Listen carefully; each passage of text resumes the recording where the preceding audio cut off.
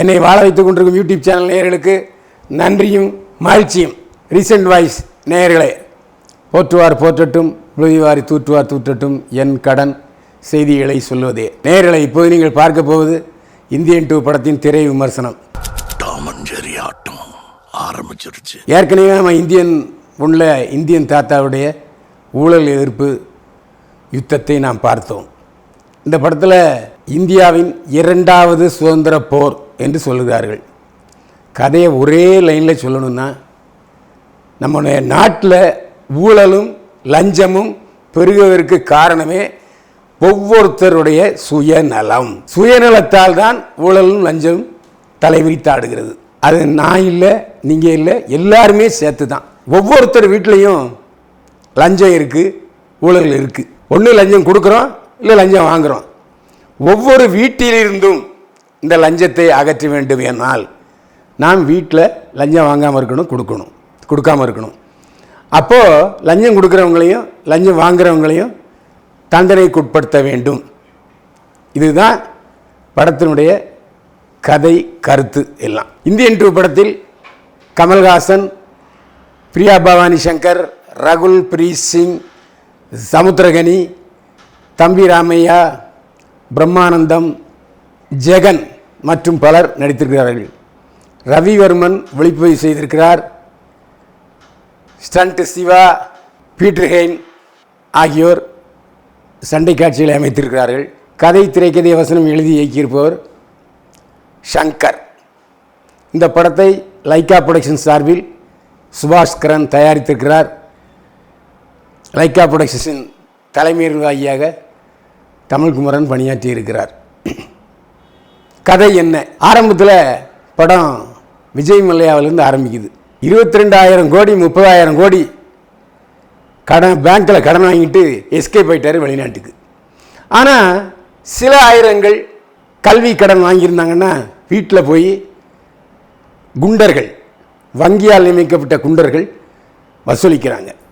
இது சில படங்களில் பார்த்துருக்குறோம். ஆனால் இந்த படத்தில் கொஞ்சம் விகரஸாக யதார்த்தமாக படமாக்கி இருக்கிறாரு சங்கர். அதனால் விஜய் மல்லையாவை முதல்ல இந்தியன் தாத்தா மட்டடிக்கிறார். இந்த கதை எப்படி ஆரம்பிக்குதுன்னா, யூடியூபர்களை வைத்துத்தான் கதை. யூடியூபர் யாருன்னா சித்தார்த், பிரியா பவானி சங்கர், ஜெகன். இவங்க என்னென்னா, நகரத்தில் உள்ள குப்பை அல்லாமல் இருக்கிற காரணம் யார்? அந்த மந்திரி. அந்த மந்திரியை கேவலப்படுத்தி யதார்த்தத்தை விளக்கி மக்களுக்கு சொல்கிறார்கள் யூடியூப் மூலமாக சித்தார்த்தன் குழுவினர். அந்த யூடியூப்பு ரொம்ப ஹை பீக்கில் போகுது. 10 லட்சம் 15 லட்சம் பேர் பார்க்குறாங்க. அதனால் எல்லோருடைய கவனத்தையும் ஈர்க்கிறது.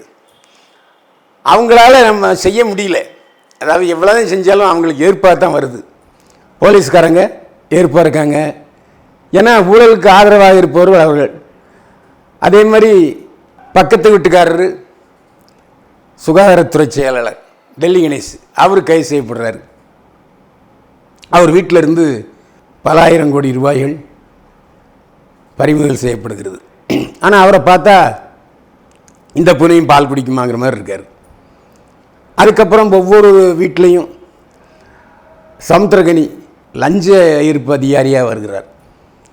இந்த கதையை சொன்னோம்னாக்கா நீங்கள் படம் பார்க்குற சுவாரஸ்யம் குறைஞ்சிரும். அதனால் கதையை சொல்வதற்கு வாய்ப்பு இல்லை.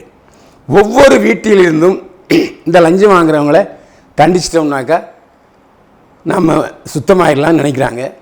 ஆனால் கடைசியில் நாம் நாட்டுக்கு நல்லது செஞ்சோன்னு வச்சுங்க, வீட்டுக்கு கெட்டதாக முடியுது.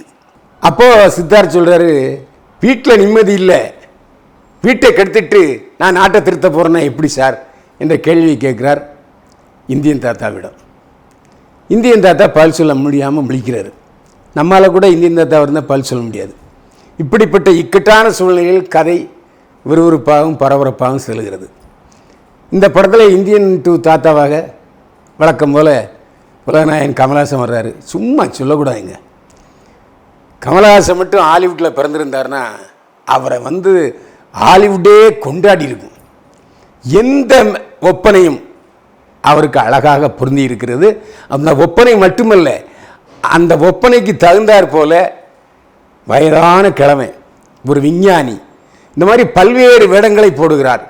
பிரமாதம் படுத்தியிருக்காரு கமலஹாசன். அவருக்கு ஈடு இணையே கிடையாது. அந்த அந்த வர்மக்கலை போடுறார் பாருங்க, அது அவ்வளோ நேச்சுரலாக இருக்குது. எத்தனை பேர் வந்தாலும் அந்த வர்மக்கலையால் தன்னை காப்பாற்றிக் கொள்கிறார், எதிரிகளை வீழ்த்துகிறார். ஸ்டண்ட் அமைத்த சில்வா மற்றும் 3 சண்டை இயக்குநர்கள் இந்த படத்தில் இருக்காங்க. பிரமாதப்படுத்தியிருக்காங்க. சண்டை காட்சிகள்லாம் வேறு ரகம். அதே மாதிரி சமுத்திரகனி இந்த படத்தில் பிரமாதம் நடிச்சிருக்காரு. அப்பா மகன் பாசத்தை பல நேரங்களில் யதார்த்தமாக வெளிப்படுத்தியிருக்கார். அதாவது அலட்டிக்காமல் நம்முடைய மனதை கவருவர் சமுத்திரகனி. பிரியா பவானி சங்கர் 10ல் 11 வந்தாலும் அவரது வருகிற சில காட்சிகள் அவரை அடையாளப்படுத்துகிறது. பிரியா பவானி சங்கருக்கு இந்த படத்தில் ஜோடி கிடையாது. அதனால தானே என்னவோ பிரியா பவானி சங்கர் ஆசிரியர் நாட்டில் இருந்துக்கிட்டு இந்தியன் 2 படத்துக்கு ப்ரமோஷனுக்கு வரவே இல்லை. ராகுல் பிரீத் சிங் சித்தார்த்தை லவ் பண்ணுறாரு. சித்தார்த்தை ஏண்டா இந்த வேலையெல்லாம் பண்ணுற, எதுக்கு, நீ மட்டும் திருந்திட்டா இல்லை உலகத்தை திருத்த நினச்சா, இந்தியாவை திருத்த நினச்சா இந்தியா திருந்திடுமா போட அப்படி என்று பேசுகிற விஷயம்லாம் ரொம்ப நல்லா இருக்குது. அதுக்கப்புறம் ராகுல் பிரீத் சிங்கே திருந்துறாரு. அதற்கான திரைக்கதையில் வித்தை புரிஞ்சிருக்காரு இயக்குனர் கே. சங்கர். பிரம்மானந்தம் தெலுங்கு நகைச்சுவை நடிகர். கல்கியில் வந்த மாதிரியே ஒரே சீனில் வருவார். ஒருவேளை 3வது பாட்டில் வருகிறாரா, வருவார். தம்பி ராமையா லஞ்சம் வாங்குகிற அதிகாரிக்கு கணவனாக வர்றாரு. அவர் ரொம்ப லாவண்யமாக பண்ணுறாரு. எப்படின்னா ஒவ்வொரு முறையும் அதிகாரி வீட்டிலேருந்து வரும்போது காய்கறி வாங்கிட்டு வருவார். ஆனால் அந்த காய்கறி வாங்கிட்டு வர்றதில் காய்கறி மேலே இருக்கும் 2 கருவேப்பிலை, உள்ள லஞ்சப்பணம் இருக்கும். அதை எப்படியோ கண்டுபிடித்து விடுகிறார் சமுத்திரகனி. அவரையும் அரெஸ்ட் பண்ணுறாரு. அப்போ அந்த சூழ்நிலையில் தம்பி ராமையா சமுத்திரகனியை வாட்டுன்னு வாட்டிடுறாரு, வருத்தி எடுத்துடுறாரு. தம்பி ராமையாவுடைய குணச்சித்திர வேஷம் அந்த காலத்து பாலையாவை ஞாபகப்படுத்துறது. பின்னி படல் எடுத்திருக்காரு தம்பி ராமையா. அதே போல் சித்தார்த்தும் வருத்தப்படுற இடத்துல தன்னுடைய வீட்டில் தன்னுடைய அம்மாவை பார்க்க முடியல அப்படிங்கிற கட்டத்தில் எல்லாம் நல்லா நடிச்சிருக்காரு. இந்த படத்தில் கதாநாயகன் சித்தார்த்தா உலகநாயகன் கமலஹாசனா என்ற போட்டி வருகிற அளவுக்கு உலகநாயகன் கமலஹாசன் ப்ளஸ்ஸு இவர் நெகட்டிவ். அதாவது உலகநாயகன் கமலஹாசன் நேர்மறை, இவர் எதிர்மறை. ஆரம்பத்தில் வீராவேசமாக பேசுகிறாரு. அதுக்கப்புறம் தன்னுடைய வீட்டுக்கே ஆப்பு வரும்போது தான் கொதித்தெழுகிறார் சித்தார்த். இந்த படத்தில் தொடக்கத்திலிருந்து கடைசி வரைக்கும் விவேக் வருகிறார். அருமையான பஞ்சில் நம்மளை காமெடி படுத்துகிறார். நம்ம கொல்லுன்னு சிரிக்கிறோம். அந்த சிரிக்கும்போது தான் ஒரு நல்ல நகைச்சுவை நடிகையினை இழந்து விட்டோமே என்று விவேக் மீது நமக்கு கண்ணீராக வருகிறது. அதே மாதிரி மனோபாலா அவரும் ஒல்லி குச்சியாக இருக்கார். ஆனால் நடிப்பில் பகாசூரனாக இருக்கிறார். வழக்கமாக ஒரு காமெடி பீஸ் பண்ணிட்டு போயிட்டே இருப்பார். இந்த படத்தில் துயரத்தையும் பங்கேற்கிறார். தன்னுடைய மைத்துனனே தன்னை காட்டி கொடுக்குற பொழுது அவர் அப்படியே ஏண்டா உன்னை மகமாதி வளர்த்தினடான்னு சொல்லும்போது மனோபாலா இன்னும் ஒரு பல ஆண்டுகளுக்கு உயிரோடு இருந்தால் நமக்கு நகைச்சுவை விருந்து படைத்திருப்பாரே என்று தான் தோன்றுகிறது. இதில் சின்ன சின்ன வேஷம் பண்ணவங்க கூட அருமையாக பண்ணியிருக்கிறார். அது காரணம் சங்கர். இந்த படத்தில் செட்டு போட்டிருக்காரு பாருங்கள் ஆர்ட் டைரக்டர். எல்லாரையுமே பாராட்டணும். எல்லா செட்டுகளும் பார்ப்பதுக்கு பிரமிப்பு ஊட்டுகிறது. அது முழுக்க முழுக்க தங்கத்தால் தோய்த்தெடுக்கப்பட்ட அந்த பெரிய பிரம்மாண்டமான மாளிகையாக இருந்தாலும் சரி, அதே போல் விஜய் எம்எல்ஏயா அனுபவிக்கிற சுகத்தை பார்த்தாலும் சரி. படத்தில் இப்போ நம்ம பல படங்களில் இப்போ பேன் இண்டியா படங்களில் நம்ம ஆற்று விஷயத்தை பார்த்துருக்கோம். இந்த படத்தில் தான் முழுமையான வண்ண கோலங்களாக நம்ம காட்சிகள் விரிந்து படருகிறது. அதே மாதிரி எப்போவுமே எவ்வளவு சென்டிமெண்ட் வைக்காரோ அதே அளவுக்கு கவர்ச்சியும் வைப்பார் சங்கர். அதிலும் தவறவில்லை. அந்த விஜயம் இல்லையா வெளிநாட்டில் ஒரு 40 அழகிகளோட அதாவது பிகினிக் ட்ரெஸ்ஸில் வெளிநாட்டு அலைகள் இன்னும் ஒரு தடவை 2 தடவை அந்த ஆட்டுக்காகவே பார்க்க வேண்டிய அளவுக்கு கவர்ச்சியாக இருக்குது. கவர்ச்சினா ஆபாசம் அல்ல, முழுக்க முழுக்க கவர்ச்சி. அந்த டான்ஸும் அட்டகாசமாக இருக்குது. அதாவது இந்த படத்தில் ரவிவர்மன் ஒளி அமைப்பாளராக பாராட்டணும். ஏன்னா படம் முழுக்க பளிச்சுன்னு இருக்கிறது. அது மட்டும் இல்லை, நம்ம ஒவ்வொரு தியேட்டர்லேயும் ஒவ்வொரு டிவி சேனல்லையும் இந்த விளம்பரம் பார்க்குறோம் பார்த்தீங்களா, விளம்பர படத்துக்கு எப்படி ஷாட் வைப்பாங்களோ, எப்படி லைட்டிங் பண்ணுவாங்களோ அதே மாதிரி பண்ணியிருக்கார் ரவிவர்மன். பிரமிப்புட்டுகிறார் ரவிவர்மன். அதாவது அந்த காலத்தில் ரவிவர்மா ஓவியம் பார்ப்பதற்கு கண்ணுக்கு ரொம்ப அழகாக இருக்குன்னு சொல்லுவாங்க. ரவிவர்மன் ஓவியம் பெண்ணாக வாய்ந்து விட்டதெல்லாம் பாடல்லாம் வந்திருக்குது. அந்த மாதிரி ரவிவர்மன் தன்னுடைய காட்சிகளில் ஃப்ரேம்களை ரவிவர்மா மாதிரியே தீட்டியிருக்காரு. அவருக்கும் நமது பாராட்டு. இசையமைப்பாளர் அனிருத், அவரும் பார்த்திங்கன்னா ஏஆர் ரஹ்மான் ஸ்டைலில் மியூசிக் போட்டிருக்காரு.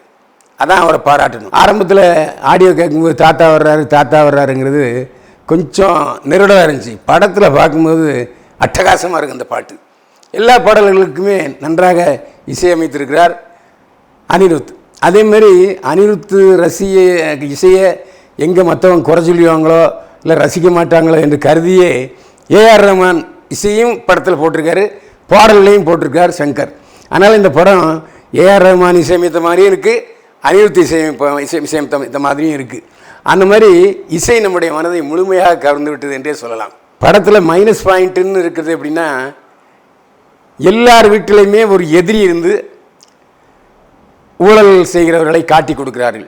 அது ரிப்பீட்டடாக கொஞ்சம் வரும்போது கொஞ்சம் லேகாக இருக்கிற மாதிரி இருக்குது. அதை கொஞ்சம் வித்தியாசமாக சங்கர் யோசித்திருக்கலாமோ என்று தோன்றுகிறது. என்ன கர்மம் சார் இது? கர்மம் இல்லை, வர்மம்.